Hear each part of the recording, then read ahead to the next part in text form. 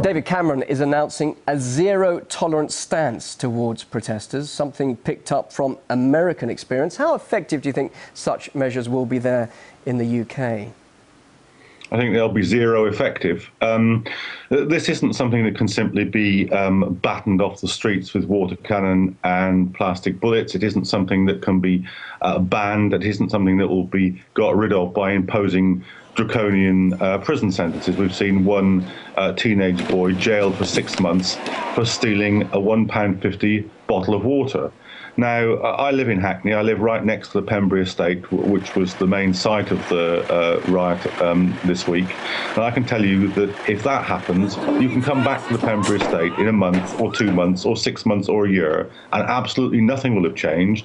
And therefore, the fundamental causes of the disturbances this week will remain. Would also zero tolerance, a policy adopted by the police in future unrest, would that actually cause further problems between police officers and the community? As we've seen in the past, obviously, tough action by the police has caused a lot of further dissent. Yes, I think that's exactly what would happen. Part of this, it's not the whole story, but part of the explanation for this is the already seething discontent with the police force, in particularly the black population in this country, but more generally as well. The untold story here is not just what happened to Mark Duggan, but the fact that this is a tip of an iceberg. When you know that there have been 300 deaths in police custody over less than a decade, you can see why people do not trust the police. On the estate that I mentioned here in Hackney, there was a dawn raid where somebody had their front door smashed in at 5:30 in the morning, just 2 days before the events took place. So these are some of the issues that have to be addressed, and simply giving the police more powers, as even the police have recognised to be fair, won't solve the problem. So what are those other issues to be addressed, particularly from your anecdotal experience there in Hackney? Well, everybody who lives in Hackney knows that the Pembury estate is one of the poorest estates in one of the poorest boroughs in the country. And it's not just the absolute or relative levels of poverty, it's the levels of inequality. In the United Kingdom now, there is greater inequality than at any point for the last 200 years. That is, you would have to go back to the days of the slave trade to find such a disparity between the rich and the poor. And this is in a society where the culture of commercialisation has run wild over the last 25 years. What do you expect if you show people repeatedly the most expensive consumer goods, tell them that their self-worth in life, that their respect from other people will be judged by the degree to which they can obtain these goods, and then deny them the ability to get them, either because the wages are so low, or because there are no jobs at all, or because of endemic poverty.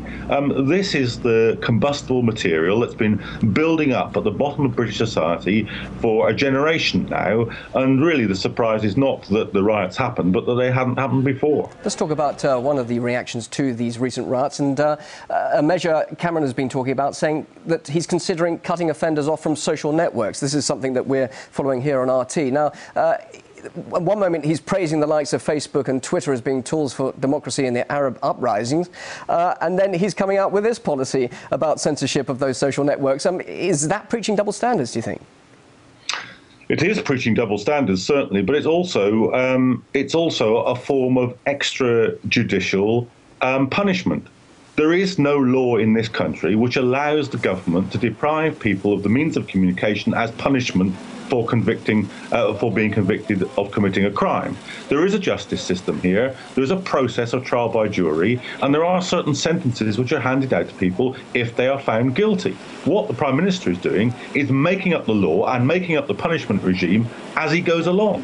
Now, actually, that should be a crime for a leading politician to start suggesting that there are simply ad hoc, completely invented on the moment punishments that can be handed out for people is outrageous, and the social networks isn't the worst of it. There are already cases now of not people who committed crimes during the riots, but of the parents of people who committed crime during the riots being evicted from their council homes in a London borough because of what happened last week. Now, nobody has ever said that making somebody homeless is a suitable punishment for a crime. Just finally, austerity measures. Also, the finger of blame has been pointed to those where the police haven't had enough resources to cope with this. Now, at the moment, while promising tougher crackdowns on those involved in the riots, the police are in some ways being handcuffed themselves by the lack of budgets. And indeed, Cameron has promised that they will continue to reduce the police budget. What effect could that have? Well, I think the question of the austerity and the budget cuts is, and the relationship between those and the disturbances is much wider than the question of the police. We're looking in the borough of Tottenham, where the riots began.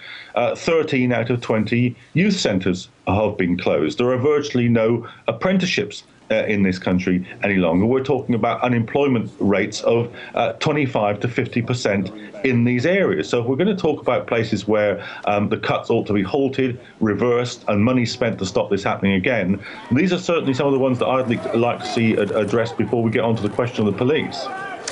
John Rees, we'll leave it there. Thanks very much for your thoughts. Thanks for joining us live there in London. John Rees, thank you.